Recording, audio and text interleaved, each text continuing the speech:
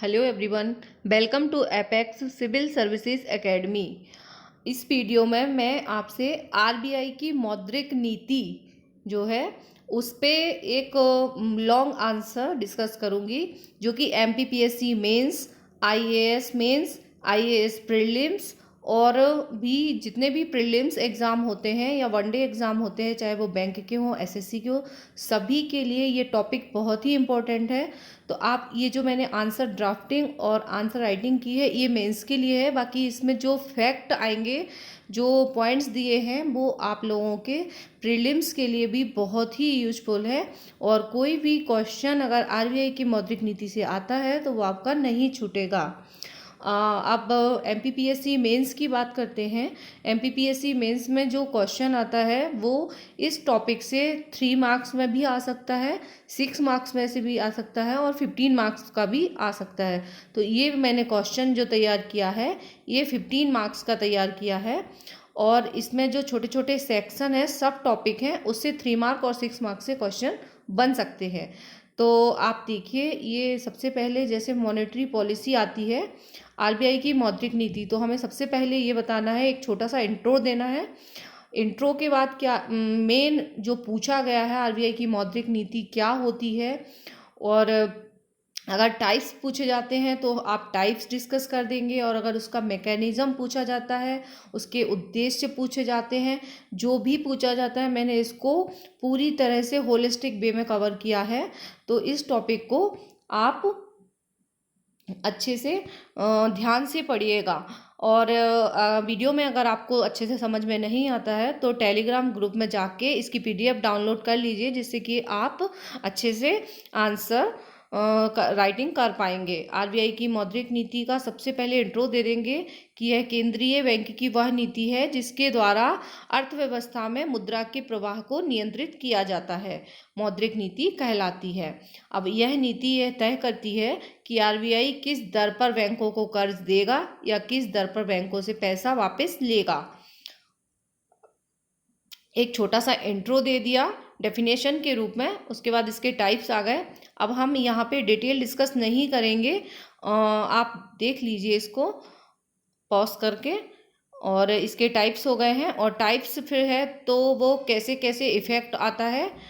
जैसे ये कठोर मौद्रिक नीति है तो ब्याज दरों में कमी वृद्धि होगी, तरलता में कमी होगी, फिर मुद्रास्फीति में कमी होगी। तो आपको इस तरह से ये रिप्रेजेंटेशन, मेन उद्देश्य है मेरा दिखाना कि आपको कैसे लिखना है यहाँ पे इस तरह से। फिर एक छोटा सा कंक्लूजन दे देंगे। अगर 6 मार्क्स में आता है तो बस इतना सा कर देंगे, और अगर ये क्वेश्चन 15 मार्क्स में आता है तो आप और आगे बढ़ेंगे और उसका उद्देश्य भी लिखेंगे साथ में।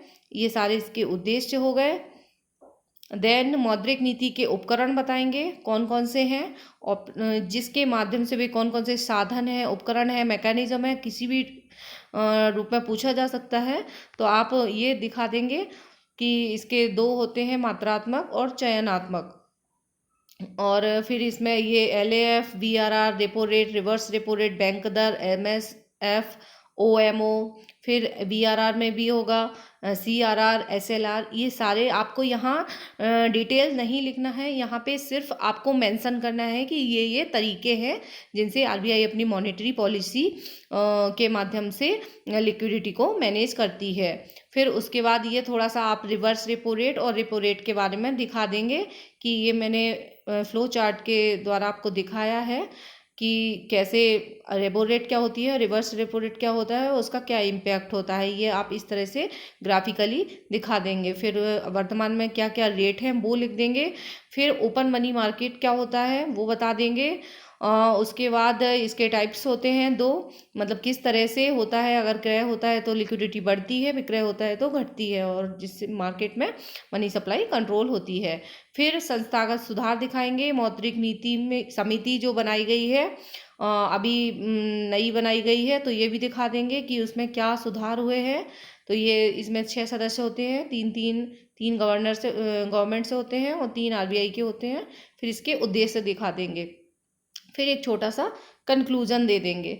निष्कर्षतः यह कहा जा सकता है कि आरबीआई अपनी मौद्रिक नीति के माध्यम से बाजार में मुद्रा की आपूर्ति सुनिश्चित करने में महत्वपूर्ण भूमिका निभाता है। ये पूरा क्वेश्चन जो है ये 15 मार्क्स का है, और इसको आपको लिखना है सिर्फ और सिर्फ 10 मिनट में। इसलिए मैंने इसकी आंसर राइटिंग इस तरीके से की है कि आपका ना तो कुछ छूटे और ना ही एकदम एक डायमेंशन को एकदम ही आप बढ़ा चढ़ा के लिख दो। तो आपका पूरा होलिस्टिक वे में कवर करते हुए मल्टी डायमेंशनली जैसे बोला है कि उसके जितने भी डायमेंशन हो सकते हैं, हमने उस सबको कवर किया है। और 10 मिनट में मेन हमें टाइम लिमिट भी याद रखना है और वर्ड लिमिट भी याद रखना है। तो ये पूरा हो गया है।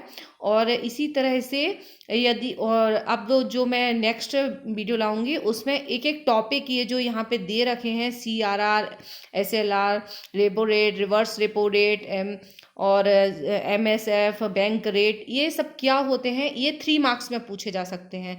तो इनके लिए मैंने अलग से नोट्स प्रिपेयर किए हैं, मैं नेक्स्ट वीडियो में आपके लिए लाऊंगी। और इसी तरह के सारे पूरी इकोनॉमी के और सभी सब्जेक्ट के नोट्स तैयार किए हैं मैंने क्वेश्चन वाइज। तो आप यदि चाहते हैं तो हमारे टेलीग्राम ग्रुप को ज्वाइन करके वहाँ से PDF डाउनलोड कर सकते हैं। और इसी तरह से वीडियो देखते रहिए और ज़्यादा से ज़्यादा चैनल को शेयर कीजिए एंड सब्सक्राइब कीजिए। Thank you very much for watching.